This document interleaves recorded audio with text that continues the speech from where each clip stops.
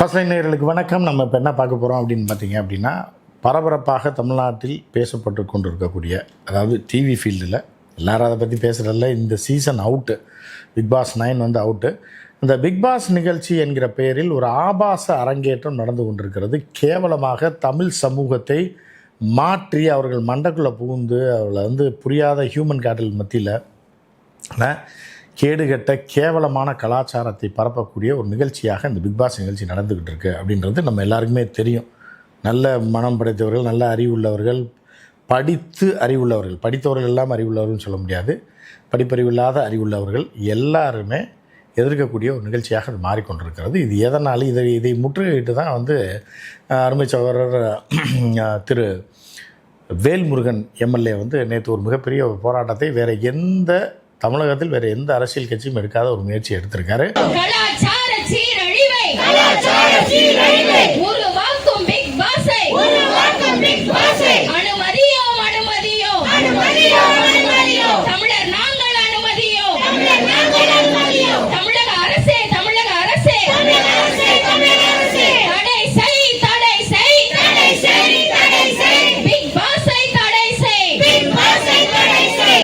ஒரு நிறைய தமிழ் அமைப்புகளை அழைத்து, பெண்களை அழைத்து கொண்டு போய் அங்கே மிகப்பெரிய ஒரு போராட்டத்தை முன்னெடுத்திருக்கிறார். இது வந்து நிச்சயமாக தமிழ் சமூகம் அவருக்கு ஒரு பாராட்டுதலை தெரிவிக்க வேண்டும். ஏனென்றால் இந்த முயற்சியை வேறு யாரும் எடுக்கலை. ஏன்னா அரசாங்கத்தை பொறுத்தளவுக்கு பார்த்திங்கன்னா அது கார்ப்பரேட் அடிமை தான். அது மத்திய அரசாக இருந்தாலும், மாநில அரசாக இருந்தாலும், சர்வதேச அளவில் அமெரிக்க அரசாங்கம் இருந்தாலும் அது கார்ப்பரேட் அடிமை தான். ஏன்னா 90க்கு அப்புறம் ஓப்பன் பாலிசி வந்ததுக்கப்புறம், WTO ஒப்பந்தத்தில் கையெழுத்து போட்டதுக்கப்புறம் இந்த மாதிரி நிகழ்ச்சியை பாதுகாப்பு தான் கொடுக்க முடியுமே தவிர தடுக்க முடியாது. அது மத்திய அரசும் தடுக்க முடியாது, மாநில அரசும் தடுக்க முடியாது. இது வந்து ஒரு அமெரிக்க நிகழ்ச்சியின் சாயல். என்னென்னா இந்த நிகழ்ச்சியோட நோக்கம், நம்ம எதற்காக இதை எதிர்க்கிறோம் அப்படின்னு பார்த்திங்க அப்படின்னா, நம்ம சேனல் ரெகுலராக பார்க்கவங்களுக்கு சர்வதேச உள்கூத்து என்ன, சர்வதேச அரசியல் பற்றி ஓரளவுக்கு புரிதல் இருக்கும் நம்ம சேனலை பார்க்குறவங்களுக்கு. ஸோ அதே மாதிரி வந்து என்னென்ன கார்ப்பரேட் களவாணித்தனம், கார்ப்பரேட் திருட்டுத்தனங்களை பற்றியெல்லாம் நம்ம விலாவாரியாக யூடியூப் சேனலில் நம்ம போட்டுட்ருக்கோம். ஸோ அந்த வகையில் இவர்களுடைய நோக்கம் என்ன அப்படின்னு பார்த்தீங்க அப்படின்னா, இதில் ஒரு மீனவ பெண் இருக்கிறார், இதில் வந்து ஒரு கிராமத்தை சேர்ந்த ஒரு அதாவது ஃபிசியோதெரபி படித்த ஒருத்தர் இருக்கார், இவர் இருக்கார், அவர் இருக்கார், 2 நடிகைகள் இருக்காங்க, அவங்க இருக்காங்கன்னு சொல்லி எல்லா தரப்படியும் உள்ளே கொண்டு வந்து வச்சுருவான். வச்சுட்டு இவனோட நோக்கம் என்ன அப்படின்னு பார்த்தீங்க அப்படின்னா, எருமை மேய்க்கிறான் பாருங்கள். அதாவது எருமை மேய்ப்பது தவறாக நான் சொல்லவில்லை, அது ஒரு விவசாய தொழில். அவனை அதிலிருந்து ஒருத்தனை பொறுக்கி கொண்டு வந்து இங்கே வச்சு ஒரு அழகான பெண்ணோட கோர்த்து விட்ருவான். எதற்கு? இது ஒரு சிம்பிளாக சொல்கிறேன், இது ஒரு உதாரணத்தை மட்டும் நான் சொல்கிறேன். மித்தபடி அரைகுறை ஆடை போட்டுட்டு இப்போ இந்த ரொம்ப மோசமாக நடந்து கொள்ளக்கூடிய பெண்கள் உள்ளே இருக்காங்க, அவர்களை பற்றி நான் பேச வரல. பலூனாக்கான்னு ஒருத்தி இருக்கா, எதை அமுக்கி காமிச்சு அவள் வந்து ஃபேமஸ் ஆனான்னு உங்களுக்கு தெரியும், அவளை தூக்கி இந்த நிகழ்ச்சியில் போட்டிருக்காங்க. இன்னொருத்தி அவள் ரொம்ப படுகையாகலாம், சரியா? ஸோ இப்படி இருக்கும்போது இவர்களை எதற்காக இது இப்போ பண்ணுறான், வியூவர்ஸ்க்காக மட்டுமா அப்படின்னா இல்லை. வருங்கால சந்ததிகளை வந்து என்ன பண்ணுறேன்னா, அமெரிக்காவில் ஒரு சர்வே பண்ணியிருக்கான். என்ன பண்ணியிருக்கான் அப்படின்னா, இந்த மாதிரி நிகழ்ச்சியெல்லாம் எதுக்காக கார்ப்பரேட் வந்து டிசைன் பண்ணுறான் அப்படின்னு பார்த்தீங்க அப்படின்னா, இப்படி இருந்தால் நம்ம புகழ் பெற்று விடலாம் அப்படின்னு ஒரு தற்குறியை கொண்டு போய் அங்கே வச்சு, ரொம்ப கேவலமான நிலையில் இருக்கக்கூடிய ஒரு பெண்ணை, எல்லாத்தையும் திறந்து காட்டக்கூடிய ஒரு பெண்ணை வந்து கொண்டு போய் அங்கே வச்சு அமெரிக்க நிகழ்ச்சியில், அப்போ வந்து அவளை விட அழகாக ஒரு பெண் இருப்பா. அவள் பாப்பா, இன்னும் இவெல்லாம் ஒரு ஆளுன்னு, இவெல்லாம் ஃபேமஸ் ஆகிட்டா, நம்மளும் இறங்கணும்னு சொல்லி அவர்களையும் தூண்டி விட்டு, அவர்களையும் டிக்டாக்கு, அது இது ரீல்ஸ் இதில் இறங்க விட்டு போடுவாங்க, வீடியோ போடுவாங்களாம். போடும்போது அதில் தப்பிச்சு, அதாவது லட்சத்தில் ஒருத்தர் பயங்கர ஃபெமிலியரான, இப்போ வந்து ஒரு 100 பேர் தமிழ்நாட்டில் எடுத்துட்டிங்கன்னா 100 பெண்கள் வந்து பிரபலமாக ரீல்ஸில் இருக்கிறவங்க, இன்ஸ்டாவில் இருக்கவங்களெல்லாம் எடுத்துக்கிட்டேன். மீதி வந்து பல லட்சம் பெண்கள் முயற்சி செய்து தோற்றுருப்பாங்க, ரீல்ஸ் போட்டிருப்பாங்க, தோற்றுருப்பாங்க. அவர்களை வந்து என்ன பண்ணேன்னா, இந்த மாதிரி நீ அறகுறையாக போட்டேன்னா ஓடும், பார்த்தியா அறகுறையாக ஒருத்தி போட்டா, இவ்வளோ தான் ட்ரெஸ்ஸு போட்டிருக்கா, பெண் உரிமைன்றா அதுன்றா, அவளை பார்த்தேன்னா பிக் பாஸ் நிகழ்ச்சி வரைக்கும் போயிட்டா. அவள் டிக்டாக்கில் பயங்கர ஃபேமஸாக இருக்கா, இதில் ஃபேமஸாக இருக்கா, அதில் ஃபேமஸாக இருக்கா. அப்படிங்கும்போது அவளை மாதிரி நீ உடை போட்டேன்னா, அவளை மாதிரி மேக்கப் பண்ணிட்டேன்னா, அவளை மாதிரி அறகுறை ஆடையை போட்டேன்னா நீ ஃபேமஸ் ஆகலான்னு சொல்லி லட்சக்கணக்கான பெண்கள் மனசில் இதை பூத்தி விடுவது.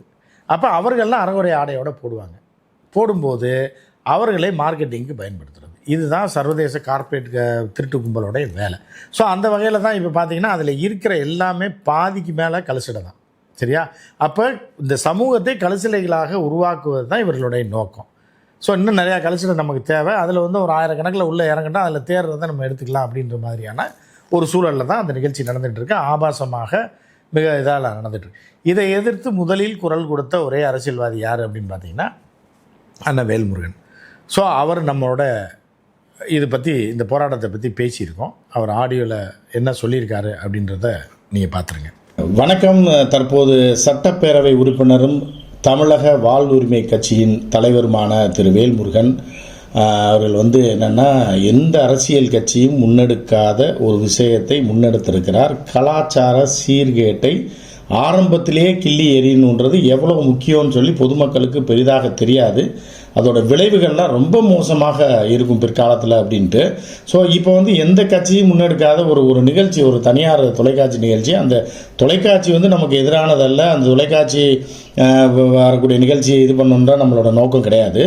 ஆனால் அந்த தொலைக்காட்சியில் தொடர்ச்சியாக இது போன்ற ஒரு சர்வதேச அளவில் வந்து நடக்கக்கூடிய, வேறு நாடுகள் நடக்கக்கூடியதை ஃபாலோ பண்ணி தமிழர்களுடைய கலாச்சாரத்தையும் தமிழ் மக்கள் நிறையா பேர் பார்க்குறாங்க அப்படின்றதுக்காக இந்த நிகழ்ச்சியை நடத்துகிறாங்க அப்படின்னு சொல்கிறாங்க. ஆனால் அதில் பல்வேறு ஆபாசங்கள் கொஞ்சம் கொஞ்சமாக போய் ஒரு கலாச்சார சீர்கேடாக வந்து கொண்டிருக்கிறது. இதை எதிர்த்து போராடக்கூடிய தமிழகத்தில் இருக்கக்கூடிய முதல் அரசியல்வாதியாக நம்ம வந்து திரு வேல்முருகன் பார்க்குறோம். அவர் இன்று முற்றுகை போராட்டம் நடத்தி இருக்கிறார். அவரிடம் இது என்ன காரணம், ஏன்னா நம்ம சொல்கிறதுன்றது வேற, அவர் என்ன சொல்ல வராருன்னு நம்ம கேட்கலாம். அண்ணா வணக்கம். வணக்கம். வணக்கம். ஆனால் இப்போ இந்த முற்றுகை போராட்டம் நடந்தீங்க, தமிழகத்தில் வேறு எந்த கட்சியும் நடத்தலை. நீங்கள் முதல் முறையாக அந்த கலாச்சார சீர்கேடை எதிர்த்து நடத்திட்டு இருக்கீங்க. இது என்ன மாதிரியான பாதிப்பை ஏற்படுத்துதுன்னு நினைக்கிறீங்க? அதாவதுண்ணே, ஒரு தொலைக்காட்சி ஒரு நிகழ்ச்சி நடத்துகிறது என்று சொன்னால் அந்த நிகழ்ச்சியின் ஊடாக அதை பார்க்கின்ற பொதுமக்களுக்கு ஏதாவது ஒரு விதத்தில் நன்மை பயக்கக்கூடிய உபயோகரமான ஒரு செய்திகள், சாராம்சங்கள், கருத்துக்கள் மக்களை பண்படுத்துவதற்கு இருக்கணும். ஆனால் அப்படி எதுவுமே இல்லாமல் முழுக்க வியாபார வணிக நோக்கத்தோடு மிக மோசமான அருவருக்கத்தக்க உடல் அசைவுகள், காட்சி அமைப்புகள், படுக்கை அறை, கழிவறை காட்சிகள், ஒருவரை மிக கேவலமாக கண்டபடி கட்டிப்பிடித்துக் கொள்வது, ஒருவரை அடித்துக் கொள்வது, எட்டி உதைப்பது, பணியின் உள்ளாடைகளை கிழித்தெறிவது, இது போன்று நாளுக்கு நாள் பார்க்க பொதுமக்கள் முகம் சுளிக்கின்ற, குறிப்பாக தாய்மார்கள், பெண் பிள்ளைகள், குழந்தை செல்வங்கள் அனைவருமே இன்றைக்கு குடும்பத்தோடு பார்க்க முடியாத ஒரு நிகழ்ச்சியாக இந்த பிக் பாஸ் சீசன் 9 வந்து நிக்கிறது. நீங்கள் குறிப்பிட்டது போல் மிக சரியாக குறிப்பிட்டீர்கள். மேலை நாடுகளில் இருக்கிற அந்த கலாச்சாரங்களை அப்படியே கொண்டு வந்து கொஞ்சம் கொஞ்சமாக காப்பி செய்து அப்படியே எதோ சொல்லுவாங்க, வாழைப்பழத்தில் ஊசி ஏற்றுவது போல இந்த 9வது சீசன் என்பது மிகவும் பார்க்கின்ற அனைத்து தாய்மார்களுடைய முகம் சொல்லிக்கின்ற, யாரெல்லாம் ஒரு காலத்தில் பிக் பாஸை விரும்பி பார்க்க ஆரம்பித்தார்களோ அவர்களே இது இவ்வளவு கேவலமா போயிடுச்சு, இப்படி பண்றாங்களா அப்படின்னு காரி துப்புகின்ற வகையில் அது போன பிறகுதான் நான் வந்து தொடர்ச்சியாக இதற்காக சட்டமன்றத்தில் கவன ஈர்ப்பு தீர்மானம் கொடுத்தேன். சட்டமன்றத்தில் 3 முறை இது குறித்து பேசினேன். அனைத்து கட்சி கூட்டத்திலே இதை குறித்து நான் 20 நிமிடங்கள் நாட்டுடைய சீஃப் செக்ரட்டரி, மூத்த 3 அமைச்சர்கள், சட்ட ஒழுங்கு காவல்துறை டிஜிபி, உள்துறை செயலாளர், பல்வேறு துறை செயலாளர்கள், சென்னை மாநகர ஆணையர் உள்ளிட்ட ஏடிஜிபி சட்ட ஒழுங்கு உள்ளிட்டவர்கள் கலந்து கொண்ட கூட்டத்திலும் இந்த ஈசிஆர் கலாச்சாரம், பப்பு கலாச்சாரம், டிஸ்கோத் கலாச்சாரம், ஹாப்பி ஸ்ட்ரீட் கலாச்சாரம், அதுபோன்று பேக் வெட்டிங் என்று இப்போது நாங்கள் ஒரு போராட்டத்தை நடத்தி சேலத்திலே நான் தடுத்து நிறுத்தினேன். ஆக இதையெல்லாம் நான் சுட்டிக்காட்டி, இப்படி ஒரு அரசு என்பதும் அரசு இயந்திரமும் அரசு அதிகாரிகளும் கண்டு காணாமல் இருக்கீங்களே, இது மாதிரி நம்முடைய பண்பாடு, கலாச்சாரம், நாகரிக விழமங்கள் எல்லாம் காற்றில் பறக்க விடப்படுகிறது. யார் வேண்டுமானாலும் எதை வேண்டுமானாலும் செய்யலாம், எப்போது வேண்டுமானாலும் செய்யலாம், யாரிடம் வேண்டுமானாலும் எதை வேண்டுமானாலும் பெறலாம், அதற்காக என்ன வேண்டுமானாலும் செய்யலாம் என்பதெல்லாம் இன்றைக்கு காட்சி அமைக்கப்படுகிறது என்று என்னுடைய வேதனைகளை, என்னுடைய அந்த ஆதங்கத்தை இதற்கு வந்து அவர்கள் அரசு தரப்புல என்ன பதில் சொன்னாங்க உங்ககிட்ட? என்ன ஒரு சட்டப்பேரவை சொல்லணும். அதான் இதுல பெரிய வருத்தம் என்னன்னா, அதான் எனக்கு ஒண்ணுமே சட்டமன்றத்துல கரடியா கத்துறேன் இல்ல. ஒரு பக்கம் பாத்தீங்க அப்படின்னா இது ஒரு சர்வதேச கார்பரேட்டுகளுடைய கைக்குள்ள இந்த சேனல் இருக்கு. அதை இந்த நிகழ்ச்சி டிசைன் பண்ணி நடத்துறது வேற. இந்த சர்வதேச கார்பரேட்டுகள் அப்படின்றதுனால அந்த அரசாங்கங்களும் இந்த அதிகாரத்தில் உள்ளவர்கள் பயப்படுறாங்கன்னு நினைக்கிறீங்களா? கண்டிப்பா அதான் உங்களுக்கு தெரியும். இன்னைக்கு வந்து ரிலையன்ஸினுடைய அந்த அம்பானி குழுமம் இதை வாங்கியிருக்காங்க, அந்த ஸ்டார் விஜய் தொலைக்காட்சியை. அந்த அம்பானி யார் என்பது உங்களுக்கு தெரியும், எனக்கும் தெரியும், நாட்டு மக்களுக்கும் தெரியும். அந்த அம்பானி இன்றைக்கு நாட்டை ஆண்டு கொண்டிருக்கிற நரேந்திர மோடிக்கும் உள்துறை அமைச்சர் அமித்ஷாவுக்கும் மிக நெருக்கமான இருக்கக்கூடிய இந்தியாவுடைய மிகப்பெரிய தொழிலதிபர்கள். ஆக அந்த தொழிலதிபர்களுடைய நிறுவனம் நடத்துவதை ஒரு சாதாரண மாநில அரசு வந்து தடை போட்டு அந்த மாநில அரசுக்கு எந்த மாதிரியான நெருக்கடிகளை அழுத்தங்களை கொடுப்பார்கள் என்பதை நானும் அறிவேன். நீங்கள் ஒரு மூத்த பத்திரிகை ஆசிரியர், உங்களுக்கும் அது தெரியும். இது ஒன்றிய அரசினுடைய அழுத்தத்திற்காகத்தான் அங்க இருக்கிற அந்த கேரளா, தமிழ்நாடு போன்ற 2 மாநிலத்தில், இது அனைத்து மாநிலங்களும் நடக்குது, இந்தியா முழுவதும் நடக்குது. ஷூட்டிங் வந்து இங்க 2 மாநிலங்களுக்கு நடக்குது. நீங்க பேசி இருக்கிறீங்க, நிறைய தமிழர்களுக்காக பண்ணிருக்கீங்க. இப்போ வந்து என்னன்னா, இது வழக்குக்கு போக முடியுமா? வழக்குக்கு போனா என்ன நடக்கும் அப்படின்ற ஏதாவது முயற்சி இருக்கா அவங்ககிட்ட? இல்ல, அதைத்தான் நான் இன்னைக்கு எங்களுடைய மூத்த வழக்கறிஞர்களோடு கலந்து ஆலோசிக்க இருக்கிறேன். கண்டிப்பாக இன்னைக்கு உங்களுக்கும் தெரியும், நீதியரசர்களே இன்னைக்கு எப்படி இருக்கிறாங்க அப்படின்றது உங்களுக்கு தெரியும். கார்பரேட்டுகள் வழக்கு போட்டா நள்ளிரவுல விசாரிப்பது, அல்லது சங்கராச்சாரியர்கள் வம்சத்தை சார்ந்தவர்கள் வழக்கு போட்டா நள்ளிரவு 3 மணிக்கு விசாரிச்சு காலை 5 மணிக்கு தீர்ப்பு சொல்லுவாங்க. ஆனா மக்களுக்காக எங்களை போன்றவர்கள் போடுகின்ற வழக்குகளில் எங்களுக்கு என்ன நீதி அப்படின்ற ஒரு பயமும் எங்களுக்கு இருக்கத்தான் செய்கிறது.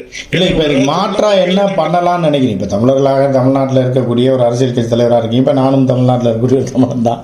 ஏன்னா நான் வந்து இன்னும் எங்களால் முடிந்தவரை அதை விழிப்புணர்வு.